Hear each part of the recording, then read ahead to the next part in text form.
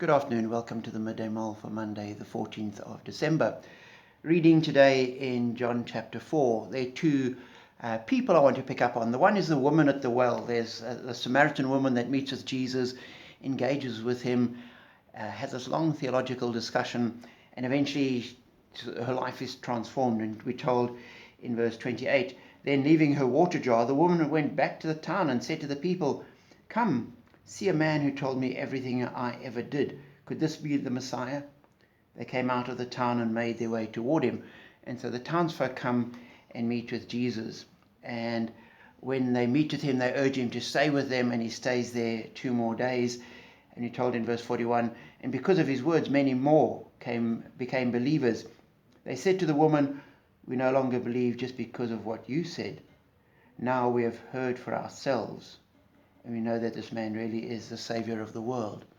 So this woman had gone with her story to the world and said, "This is what I've seen," and brings them to Jesus, and they engage and are converted. A little later, Jesus goes back into Galilee, and he returns to the town of Cana, where he'd turned water into wine. And we're told there in verse 46, and there was a certain royal official whose son lay sick at Capernaum. When this man heard that Jesus had arrived in Galilee from Judea, he went to him and begged him to come and heal his son, who was close to death. And Jesus engages with him and eventually says to him, "Go," Jesus replied, "your son will live." And that is exactly what happens. And here we have another person coming to Jesus, but in a sense bringing the world to Jesus, bringing the problem, saying, "I've got this son at home, he's sick, I come to you, please help him." And I was thinking we engage with Jesus in the two ways. The one way is we go and we meet with Jesus, and then we go and we take Jesus to the world, and we tell the world about Jesus and what he's done for us, and we share and witness to him and let them know about the Savior that we have. But we also bring the world to Jesus and come and say to Jesus, "Jesus, here are these people, these are the problems, this is what the need is. Please intervene and make a difference." We come in prayer and petition and pleading with Jesus to make a difference in the world.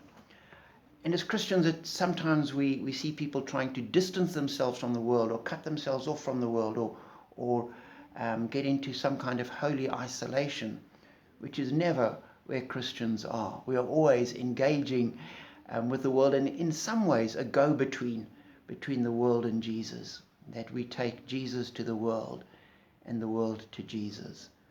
And in both instances, he makes all the difference in the world. So, as you go through this day and this week, know that this role. Plead with Jesus for those who you know are in need. And when you meet people, speak of Jesus to them. Let his love and what is done in your life shine through you to them as well. So engage with God and the world and be blessed.